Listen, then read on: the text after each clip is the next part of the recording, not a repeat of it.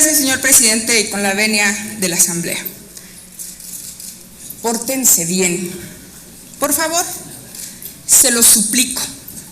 Vienen tiempos difíciles. Eso les dijo el gobernador Duarte a los periodistas en 2010. Vienen tiempos difíciles, pórtense bien. Esta frase o amenaza, si ustedes la quieren ver así, me hace recordar lo que hace ya algunos años el periódico El Diario de Juárez contestaba al Estado cuando en Chihuahua, mi estado natal, la violencia contra los periodistas era brutal.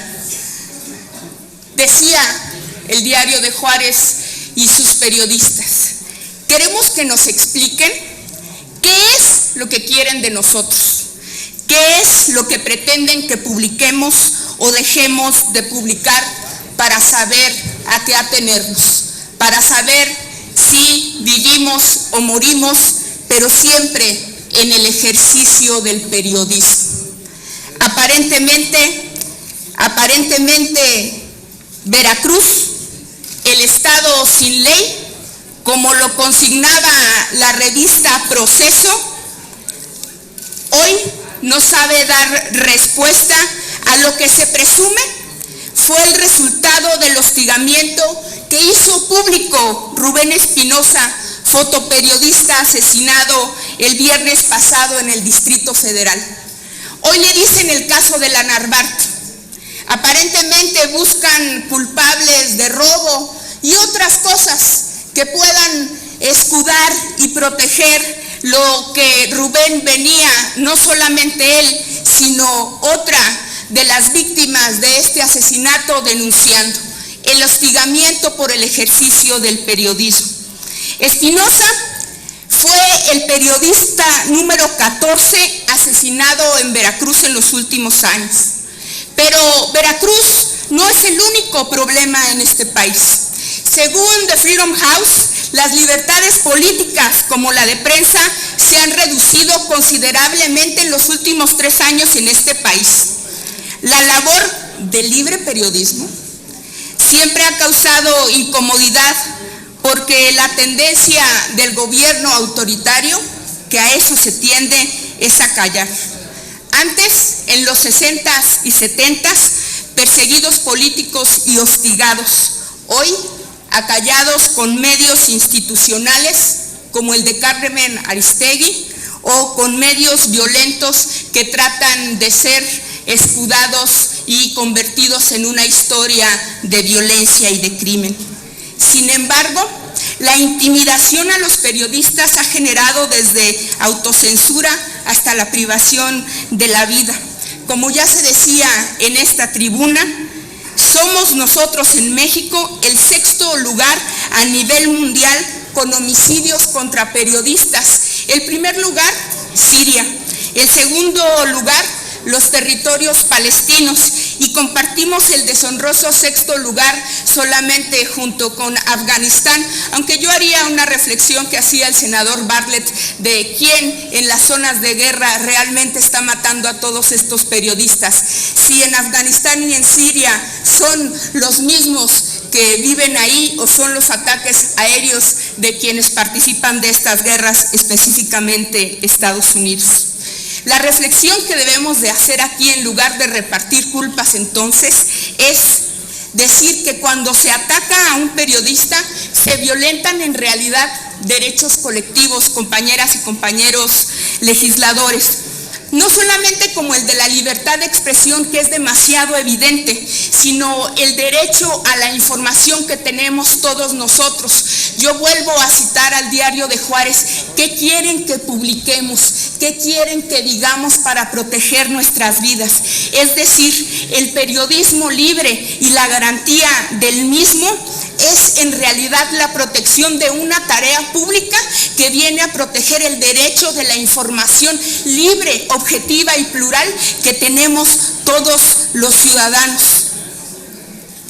Según la organización Artículo 19, del 2000 al 2015 han sido asesinados más de 75 periodistas.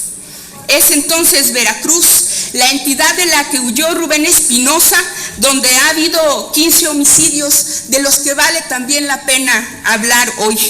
Porque en efecto no es nuestro papel señalar sin tener pruebas, pero sí es nuestro papel exigir que se investigue en serio, aunque el culpable sea el Estado, como en el caso de los 43, a fin de conocer quiénes son los responsables de los ataques contra estos periodistas. Pero recordemos en 2012 a la periodista Regina Martínez Pérez, corresponsal de la revista Proceso, que apareció asesinada en su casa en Jalapa. El 5 de febrero, el Te Queremos Vivo Goyo, asesinaron al reportero Gregorio Jiménez de la Cruz en Coatzacoalcos. Su muerte generó un apoyo generalizado en redes sociales, no solamente porque quedó en evidencia que se les pagaba entre 25 y 29 pesos por el ejercicio valiente del periodismo que hacían, sino porque Goyo era el ejemplo claro de una vida entregada al periodismo a pesar de la miseria económica que esto representaba. Veracruz es, pues, la entidad donde los esfuerzos de la Comisión Nacional de los Derechos Humanos, la PGR y los organismos internacionales son evidentemente insuficientes en la erradicación de la violencia que sufren día a día los periodistas. Sin embargo, el asesinato de Rubén Espinosa ha generado una gran indignación y ha quedado en evidencia la intimidación debido a su labor. Rubén Espinosa, que ya había sido golpeado en 2003 en la Plaza Lerdo y que además había sido y había declarado junto con otra de las asesinadas en la casa de la Narvarte que habían sido víctimas de hostigamiento. Yo cerraré diciendo, señor presidente, que en efecto no vale dar discursos ni rimbombantes, ni de gritos, ni de acusaciones. No vale dar declaraciones, crear comisiones especiales si el Estado mexicano no cumple y nosotros somos parte del Estado mexicano. Pero la realidad es que la comisión permanente ya hemos aprobado diversos puntos de acuerdo en defensa de periodistas y activistas sociales y la pregunta es, ¿qué ha pasado? ¿Cuáles son los resultados? ¿Cuál es nuestro papel en la defensa de los periodistas y aquellos que quieren ejercer la libertad de expresión y tutelar una tarea pública como el periodismo desde esta comisión permanente, desde el Senado y la Cámara de Diputados? Es verdad que nuestra sociedad es víctima de violencia institucional y del crimen organizado, pero la realidad es que no podemos simplemente acostumbrarnos a la violencia. Entonces perderíamos la naturaleza de asombro y perderíamos nuestra naturaleza humana y nuestra capacidad entonces de representar. Es urgente, sí, detener la ola de violencia que surge, que tienen los periodistas y resolver cada uno de los casos, pero también es importante hacerse una pregunta: ¿qué está haciendo la Fiscalía Especial que debe de encargarse de estos temas?